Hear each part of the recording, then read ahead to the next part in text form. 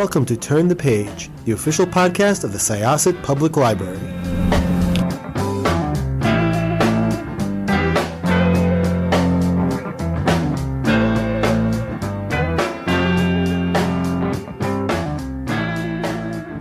Welcome to Syosset Library's Turn the Page podcast. I am your host, Jessica, and I am here with an author who we were just chatting before I started recording and trying to, just nail down exactly which book we're talking about, because literally every time I open up Shelf Awareness, he's got another book, but this time it's a little bit different. Why don't you introduce yourself and tell us about House of Open Wounds, and just this sort of series in general and how it's different from your other books.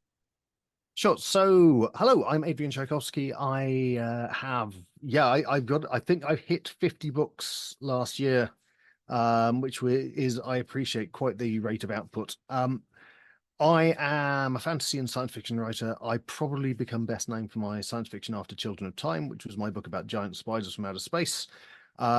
Since when I've written more sci-fi than anything else, but I did start off as a fantasy writer, and this series, the TYRANT Philosophers series, is very much my return to fantasy, and it's currently, honestly, the series I'm having the most fun with as a writer. The series started with City of Last Chances the year before. The idea is that each of the books in this series, and hopefully it's going to run to 5, will be independently readable, but will also link together. I am trying to get the best of both worlds, because I appreciate when you start talking about more than 3 books in a series, people get a bit twitchy with, how is it going to run and how quickly will it come out and so forth. And while I hope that most people who follow my work will not be too worried about me actually getting it out in a good time, I appreciate, and I find myself as a reader, that series can be a bit intimidating if you think, well, I've got to get through that many books to get the payoff. So I try with all of my books to make sure you're getting something at the end of every book, no matter what the series structure is. And in this particular case, you can pick up House of Open Wounds without having read City of Last Chances. And if you go back, you will recognize some characters, but you don't need to have known what they did previously. So hopefully it is that kind of movable feast. Well, first of all, one thing that was very funny to me was before I started reading House of Open Wounds, I had it on my coffee table, as I do my whole stack of books that I have to read, or I shouldn't say have to read, but so man, I'm starting to make it sound like it's an assignment. My stack of books, my TBR pile does sound a little bit friendlier for the podcast and for work. And when my friends come over, they really do enjoy perusing it, and what are you going to read? What are you going to read? Because I come from a group of friends who, they're D&D people, they're fantasy sci-fi people, they're book people, and my friend's girlfriend, who he had started dating about last year, saw your book on my coffee table and was like, is that the same Adrian Tchaikovsky that writes the Children of Time book? Oh, you have to tell me how that book is. You have to tell him I love his books, and then after you finish with that one, I need to read it. So you definitely generate the excitement in the Awesome. readers. And I did tell her, I was like, this is a bit different. This is more of a fantasy world. But what I really love, and this is something that I've been seeing more and more of in fantasy, and I adore it, is it's a little, I don't want to use the word gritty, because I feel like that implies something, like it's very realistic. It's very, hands to earth, in a way that doesn't feel like you're trying to be edgy. And one of the things that I think about, because when you say gritty, you start thinking about, like, okay, he's trying really, really hard, but you don't in the best way. It really feels very real. And one of the things I really love about House of Open Wounds, and it's something that I've seen a few people comment on, it's almost like MASH. They have said they feel like it's MASH, but like a fantasy world version of MASH. And it's a really interesting way to sort of look at a fantasy war just through the eyes of maybe not even like the you want to call them the heroes or whatever, is it the Palatine? Am I pronouncing it correctly? Yeah, the Palatine, and they are not the heroes at all. They They're are absolutely the bad guys. They are And absolutely the bad guys, but this is at their camp, and they are, taking care of the people who are coming in. And it's just such an interesting way of approaching this type of series. Would you like to talk a little bit about what your inspiration for that was? So yes, the spark for this book was many years ago at a convention. I saw a really good panel about healing magic in fantasy literature, and the main thing that came out of it is it's very rare, because narratively it causes you a lot of problems. If you've got healing magic that is in any way reliable, obviously it has the potential of removing a lot of peril from your narrative. You can just stick an arm back on or whatever, then I mean, if after the hobbits were kidnapped, Legolas turns up at Boromir's deathbed and just waves a hand over him and he gets up and he's fine, you can appreciate that kind of takes the drama out of it. So it's a challenge, and I thought then, right, I want to do that. And specifically, I want to do that kind of mash unit stuff of not just, yes, there is someone and they have a healing spell. It's just like, no, this is someone whose job it is to do healing magic day in, day out. And how can I make that work in a book? And one of the obvious ideas is, all right, you do it, but the magic has a cost. And one of the things, I mean, this is very much in conversation with that particular genre of fantasy, like you say, that where it is relatively ordinary people, relatively small scale people trying to survive big scale events. But at the same time, unlike a lot of those books, it's also a very magical world. And so you have a variety of different people, all of whom are pressed into service in this military hospital. So you have someone who is a sympathetic healer, so they heal by taking the wound into themselves, which is obviously a cost in itself. You have someone who is healing from the point of view of a religious standpoint, but his god is a pacifist, and if the people he heals do anything outside the creed of that religion, all their wounds come back. So it's this real balancing point, which is often not terribly convenient to the army involved. And building on that, the other thing is it's a war story where you don't ever get to see the war, or only very much the fringes of it. And it's a war story where nothing is solved by violence, which is another really tricky thing to do in fantasy, where the go-to for solving any kind of dispute is to pick up a sword and hit something with it. Whether it is evilly or heroically, the sword is kind of the same. And the final element to all of this is the Palatine as a nation, as a faction. They are the tyrant philosophers of the series title. They are very down on most forms of, or all forms of religions and a lot of forms of magic, because they are trying to perfect the world by imposing their philosophy on it. And therefore, all of the people who are doing all of this work in the surgical tent are kind of under sentence of death, because the moment their kind of ideological issues become the moment those outweigh their value in being able to stitch soldiers back together, they're going to get executed because they are not ideologically sound. And so you get, as the book goes on, and the Palatine army suffers reversals, and everyone basically gets very strident about how terribly philosophically orthodox they are, and the screws get tightened on the medicos in the tent. That's the tension as the book builds, as to, well, what are they going to do, because this situation is obviously not going to be tenable for much longer. Right. And I thought that was, again, just, it was something I've never seen before.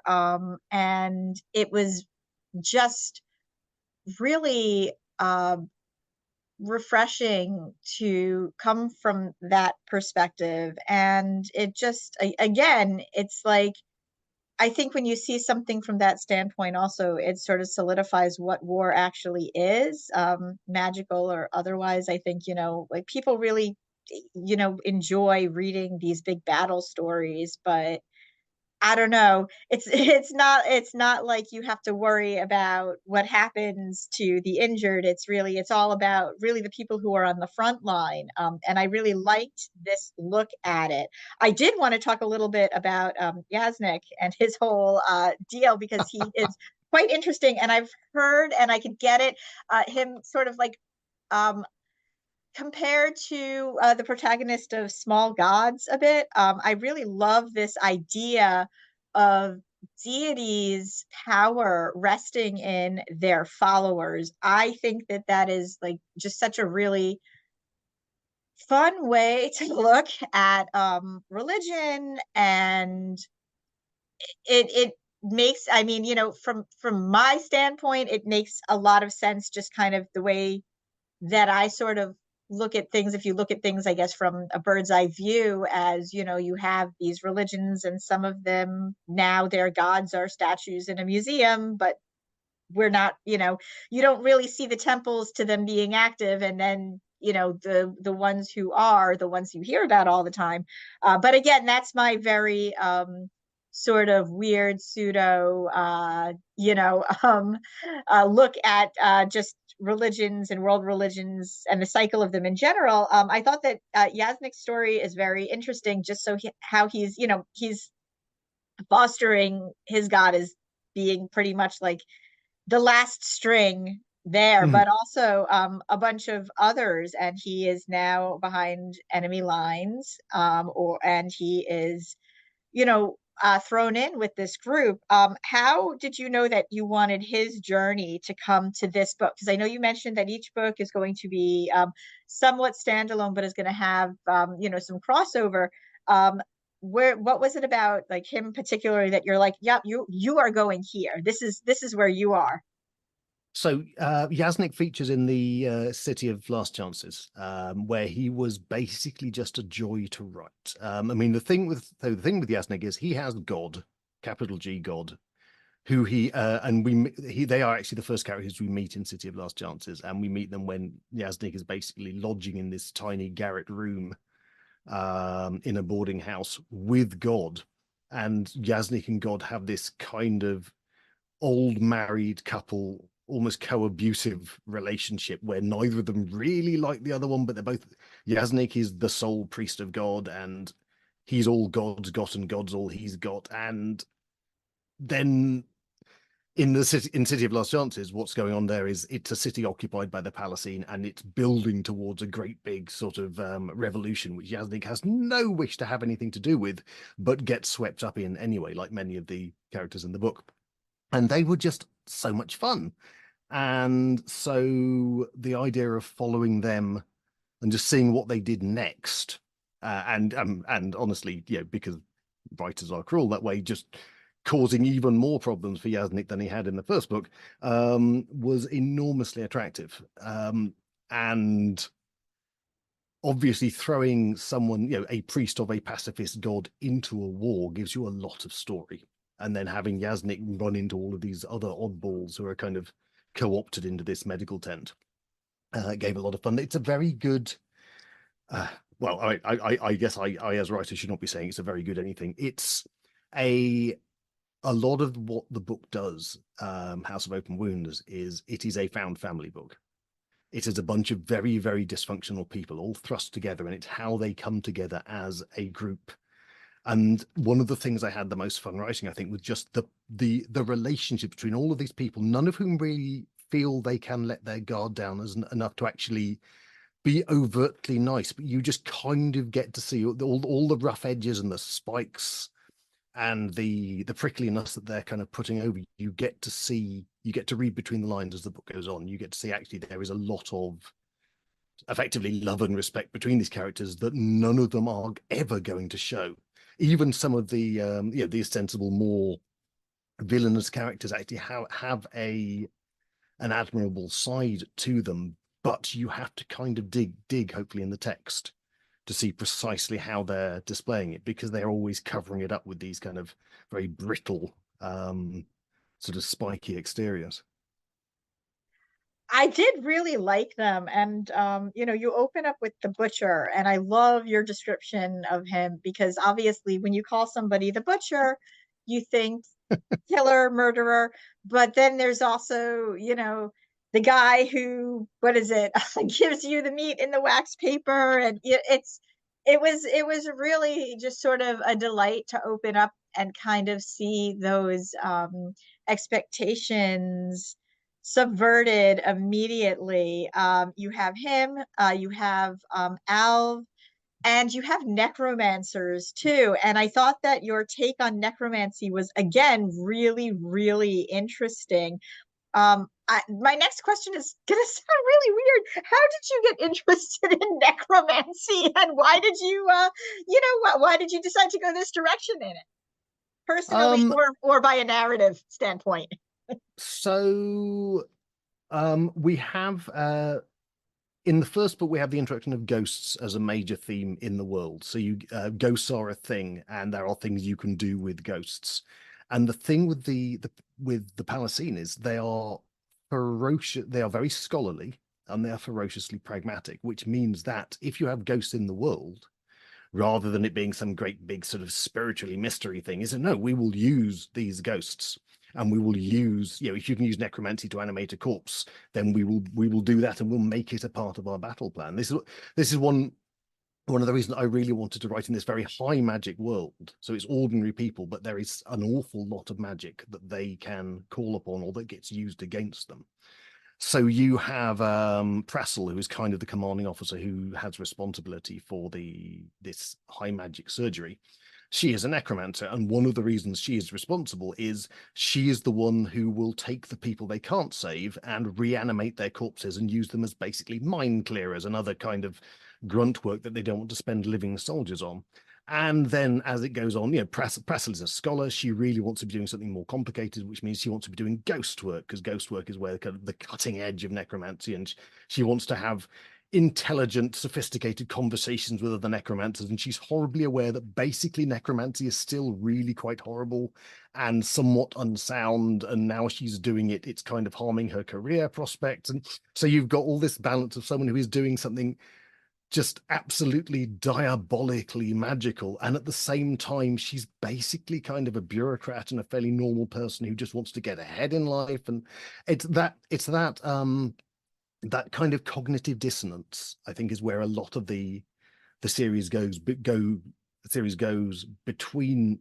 the ordinary people and the extraordinary world. And honestly, that's what makes so much of it so much fun to write. Do you have a different approach to writing fantasy than science fiction? So there is an evolutionary principle called left wall. And so it basically means you get locked into a certain thing because of because of developments you've gone through, so that you can't then evolve into certain other ways, because you'd have to unevolve things, which doesn't tend to happen so much. Writing science fiction has more of an imposed left wall, in that if I'm writing something that is hard science, like the Children of series or something like that, I am bound by what science thinks is possible and how science thinks it is going to work. And that's my left wall. So I have, whatever I am creating has to spread out from there. And similarly, if I was, which I frankly tend to try and avoid, writing in a historical setting, that would be the left wall, is what do we know about this time and this place and how things were done. With secondary world fantasy like this, you're making your own left wall, which means that there is a considerably greater freedom of creation at the beginning. And then your left wall is just, you need to be consistent with what you've put in there previously. You need to build, you can build on it, but you can't just flagrantly contradict it when it's convenient for the narrative. Which means that it's often a little bit freer and a little bit easier to write fantasy, and a bit more sort of stringent, and certainly a lot more research heavy writing science fiction. But one of the things I should say is it's not actually a hard dividing line. There's definitely a spectrum. So in the middle of those two things is, for example, last year I finished a space opera trilogy, the Final Architecture, and that kind of sits there because it's science fiction. And to a certain extent, it can't go completely mad with stuff, but at the same time, it's space opera. It's not trying to be very sciencey. I can invent weird, faster than light travel and all of this crazy stuff, and it sits there. And it's essentially it's as hard science as Dune. Because it's one of those, Dune often gets thought of as, well, that's that classic science fiction text, but it's got like psychic powers up the wazoo and all manner of crazy stuff happening. So it's not terribly hard sci-fi, but it is a very fun sci-fi in that kind of liminal middle zone between those two poles. That's sort of fun, and I like how you talk about that. And that's yeah, that's true. I think, sometimes certain things get sort of pegged as sci-fi, especially Dune, and also like Star Wars definitely is really like, when people like sci-fi, I was like, I mean, it's also science fantasy, it's got it's definitely not hard sci-fi in that sense. But I do see what you're saying, and I see like there is room to play. Do you find when you're doing fantasy though that you're looking for that left wall? Like, where does the left wall start? Like, at what point am I sort of misguiding my own magic system? Well, I think the advantage I've got with my process is I start with the world, and I go into some detail building my world for my own satisfaction, often with large chunks of stuff that never get onto the page, because when I'm writing in a world, I need to know how it all works. And once I've got that solid foundation, hopefully everything I write from there on will fit with each other and give me the least headaches when I'm then going through on my kind of editing pass, having to make sure everything matches up. Traditionally I am a plotter, and I will actually plot to a considerable degree of detail. So I will do chapter by chapter, scene by scene, beat by beat, and sometimes even line by line with conversation when I'm doing that initial sort of run through. And if I get that right, it all goes very smoothly. And if I don't, then it comes horribly off the rails. And because I'm used to having that plot, I am generally, as I suspect, at a considerable disadvantage compared to a pantser in fixing it all, because I'm not used to thinking on my feet in that kind of way. With this series of books, I'm doing it a bit differently. So I set up the world and I set up the characters, and then I'm just kind of following them about with a notebook, jotting down what it is that they do. And so unlike most of my books, I have no idea where it's going to go. I have no idea if it's going to end. It can be a bit of a wild ride. Certainly with City of Last Chances, which is the first time I tried this, I spent an awful lot of the time writing that book just vaguely terrified that it wouldn't reach any kind of satisfactory ending at all. And added to which, there is kind of a Maltese Falcon style MacGuffin in that book that a number of different characters might have, all of whom have sections from their point of view. And I had to write those without knowing who had it and without giving away that they didn't have it, which was a really interesting tightrope walk. But yeah, so with the House of Open Wounds and with all of the books in the series, the narrative flows from one character to another, and we watch them about their lives as whatever is going on builds around them. And then you get to that kind of flashpoint, and then you get to see how they react. But it's all very much almost the characters doing it themselves. I am just kind of discovering it as the book goes on. And thus far, 3 books in, the third book is in the series is written. It's worked pretty well. How long does it take you to write? These books in particular, or books in general? Yes. I mean, it varies a surprising amount. So I always try and leave sort of 6 calendar months for a submitted draft. If I'm doing my job right, then a science fiction book will probably take me 4. And obviously, if I'm not doing my job right, that's what the other 2 months are for. For the fantasy stuff, it's definitely quicker because of that whole left wall situation. So ideally 3, but in House of Open Wounds was less than 2 months to write. And I basically, mostly just because I wrote far more per day than I normally would. It was an absolute joy, and I was writing it every spare moment I had. I just couldn't wait to get back to it, which normally I will write a chunk and then I will wait till the next morning for my sort of brain to work out what happens next. But with that one, because I think I was just doing this voyage of discovery, and because I was enjoying being around the characters so much, and I mean, honestly, I don't think I've ever missed a set of characters as much when I finished that book. It all came out just absolutely like a dream. So, what is next in store for the Tyrant Philosophers? Are you allowed to say? So book 3 is Days of Shattered Faith. And we are looking at kind of the colonial diplomacy and imperialism of the Palestine as it's seen through the ideas of one of their own ambassadors, who has become a bit too fond of the way things are done in the country that she's been stationed in. And so, needless to say, when the Palestine kind of come knocking and say, well, we really would like to make a move on this country now, she's obviously finds herself caught between those two poles. And there's also a giant frog. There's a giant frog. There's the giant frog god, in fact. Oh my God. Literally. Thank you so much. I'm really excited to read that one. I do hope that you come back and maybe chat with us more about it. I would love to. Awesome. So once again, this is Jessica with Syosset Libraries Turn the Page podcast. I was here with Adrian Tchaikovsky, and we were talking about House of Open Wounds, which is technically book 2 in the Tyrant Philosophers series. It is, but you can. I swear to you on my honor as an author, you can just pick this one up, and you won't feel the lack. And then, hopefully, if you like it, you can go back and get the first one. Awesome. We are going to close this chapter of Turn the Page. It's time to close this chapter of Turn the Page. Join us for the next episode.